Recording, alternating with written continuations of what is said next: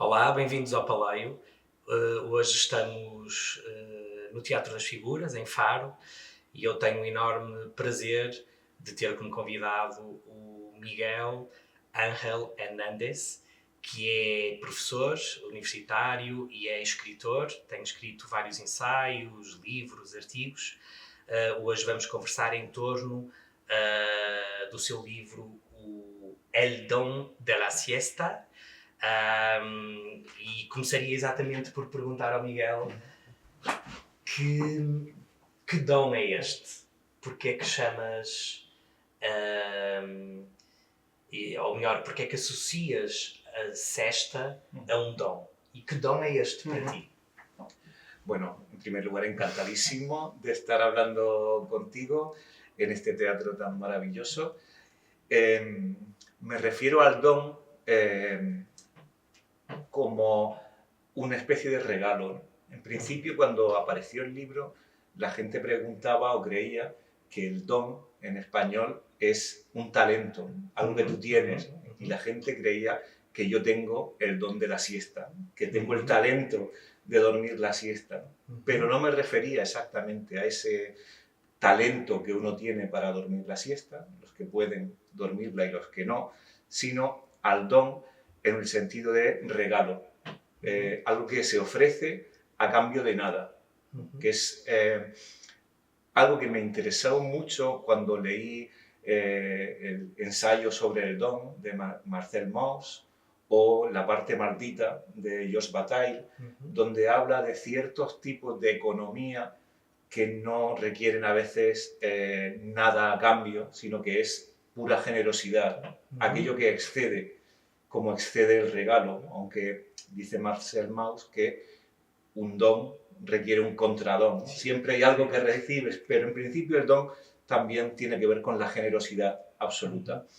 Y yo pensaba que la siesta tenía que ver con algo que excede, que no requiere nada a cambio. Duermes la siesta porque quieres hacerlo, igual que quieres regalar algo sin que la otra persona necesite darte algo. Entonces el don me parece que como concepto es fundamental porque rompe el capitalismo, es algo que no requiere un contradón, no es necesario, no necesita un intercambio, y que la siesta tenía que ver con eso. Entonces el don tiene que ver con una manera de relacionarse con el mundo que no requiere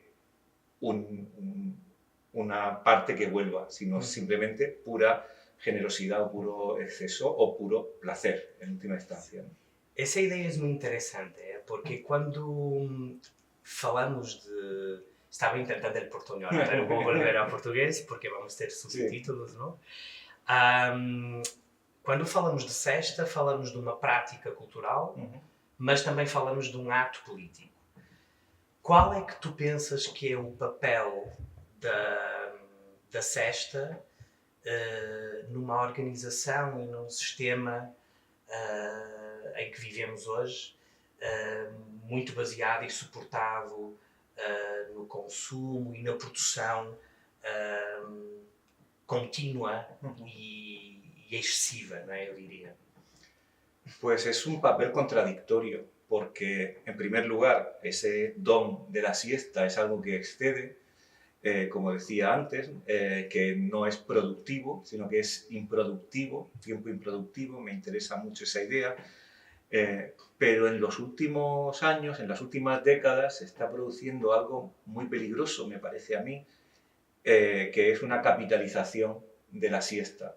La siesta, que siempre ha sido vista como algo improductivo, vinculado con la pereza, con la vagancia, con el no hacer. En los últimos años el capitalismo la ha metabolizado dentro de su sistema y la ha convertido en primer lugar en algo necesario para seguir produciendo, es decir, dormimos la siesta para ser más productivos y mejor. Algo vinculado también con un imperativo de la sociedad actual que es el bienestar, tienes que estar bien, entonces dormir la siesta ya no es malo, es algo que te obligan porque es parte del bienestar, ¿no? Como comer 3 piezas de fruta, como beber agua o como caminar, hay que dormir la siesta porque ya es bueno. Y también la siesta se ha capitalizado porque se ha convertido en una mercancía. Hay restaurantes donde comes y duermes la siesta, hoteles de siesta, colchones para siesta, IKEA tiene busca la siesta perfecta. Se ha capitalizado porque se puede vender. Es más un producto, ¿no? Entonces es un producto. Es un imperativo del bienestar y es un descanso necesario para seguir trabajando. Ese me parece uno de los peligros graves de cómo la siesta hoy está en el centro de la discusión de nuevo. Entonces, frente a eso, me interesa reivindicar una siesta improductiva, una siesta que no quede bien en cámara, que no sea fotogénica, que no sea instagramizable y que no se pueda vender. Entonces, sería una especie de siesta frente a esa siesta productiva, que es frente a la siesta capitalizada, una contrasiesta, por decirlo de algún modo, que en realidad es simplemente la siesta que uno decide hacer frente a la siesta que los demás deciden por ti que la hagas. Muy interesante esa idea. ¿Cómo te parece algo en la siesta que es muy íntimo, ¿no? Que es muy privado? En tu libro hablas sobre esto.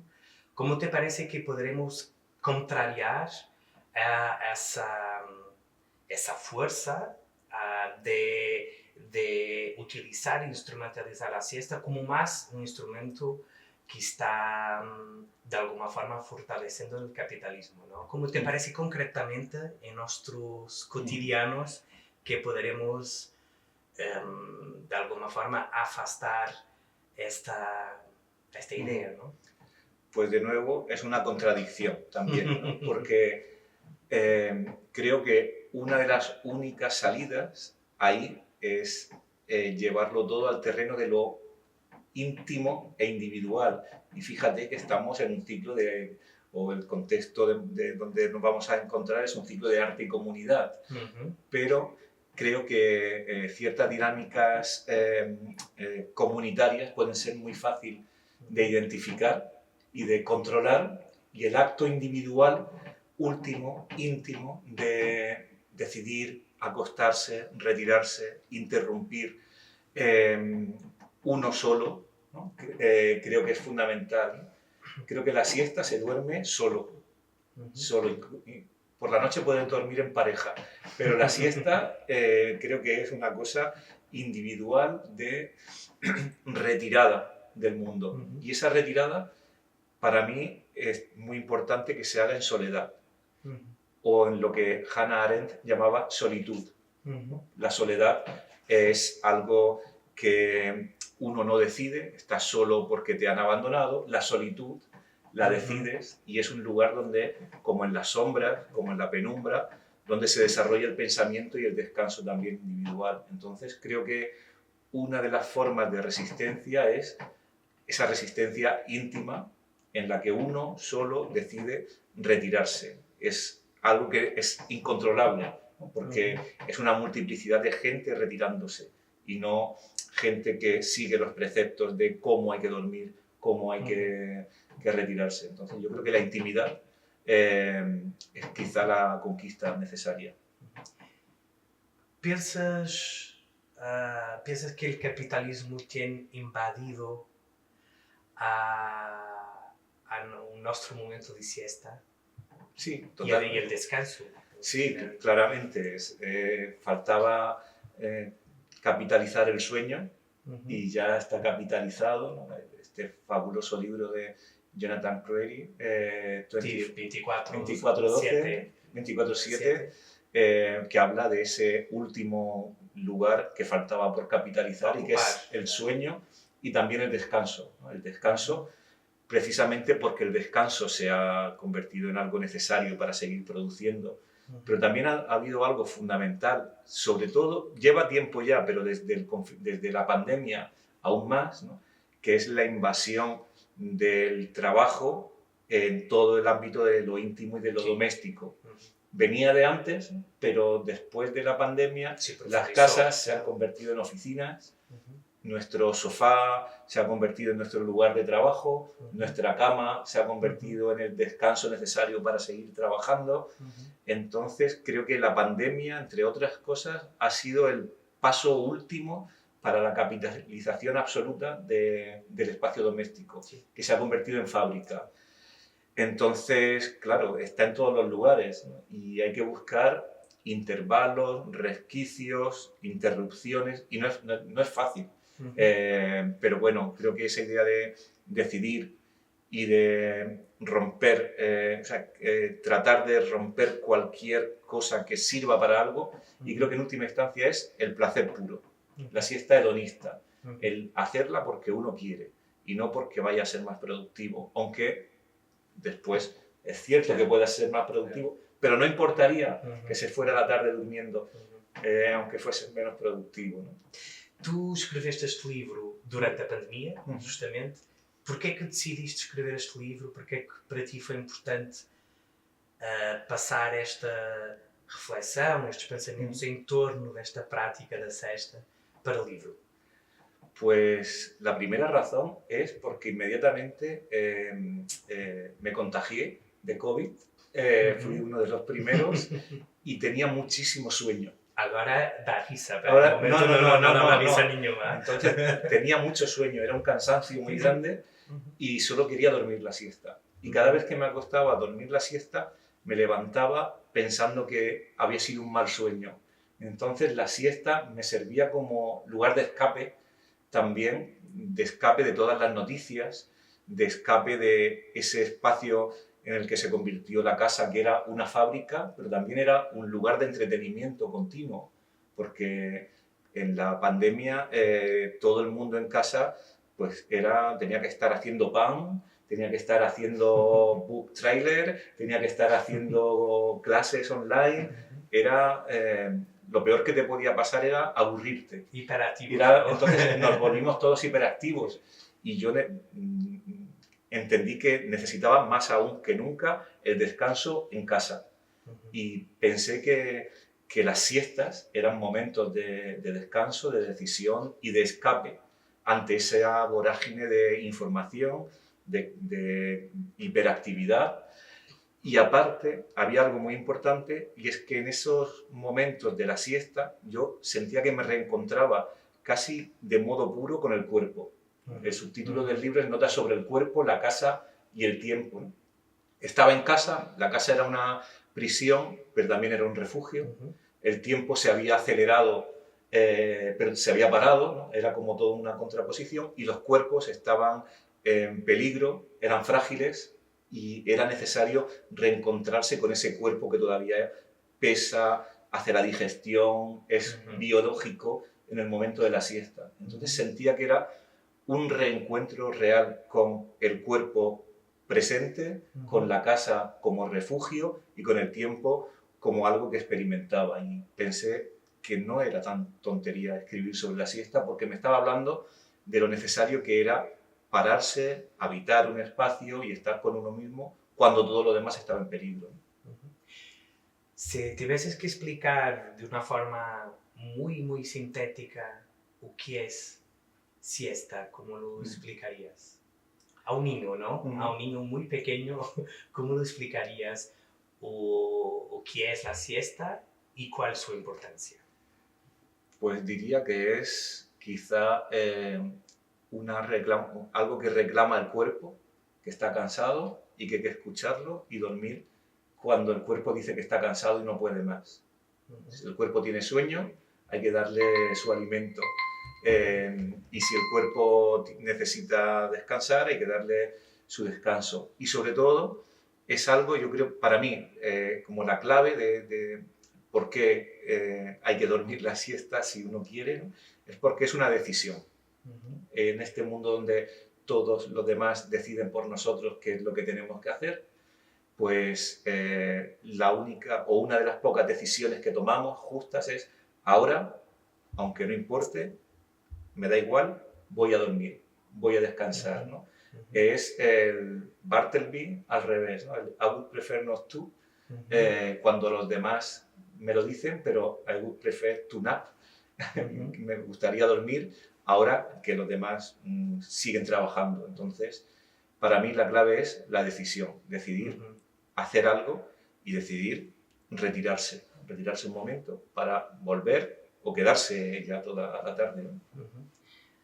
Claro que o que nos explicas nos parece un poco imposible cuando miramos nuestros cotidianos y principalmente a una grande, yo diría la mayoría de la población, de las personas que tienen trabajos, que tienen horarios muy definidos, procedimientos muy rígidos y claro que no tienen este espacio extraordinario de siesta. Entonces,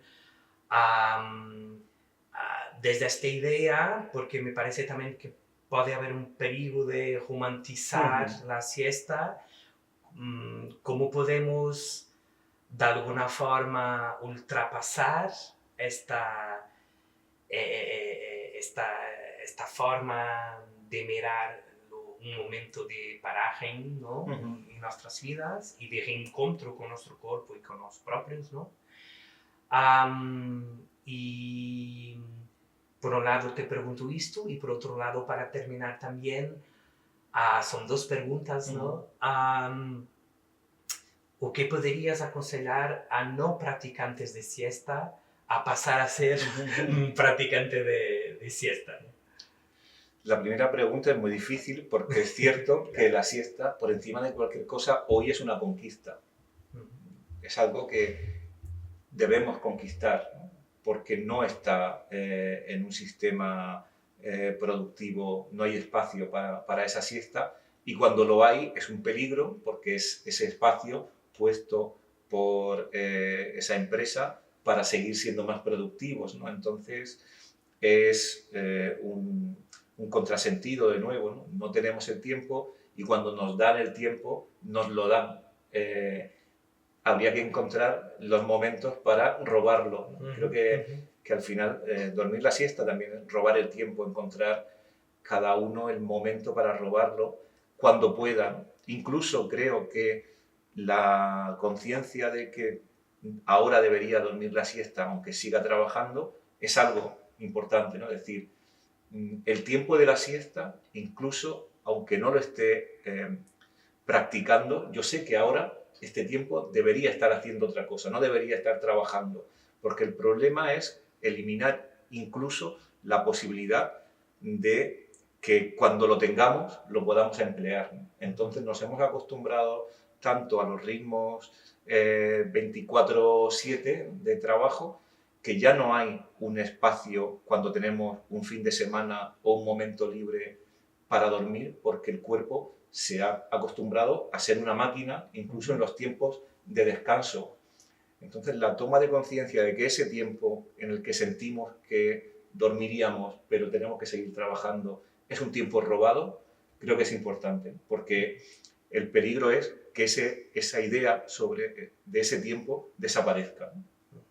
Entonces, es difícil, pero es una conquista. En la Constitución china había un derecho a la siesta que a lo mejor tendríamos que reclamar, un derecho a descansar, pero cuando necesitemos descansar y no cuando nos impongan descansar, ¿no?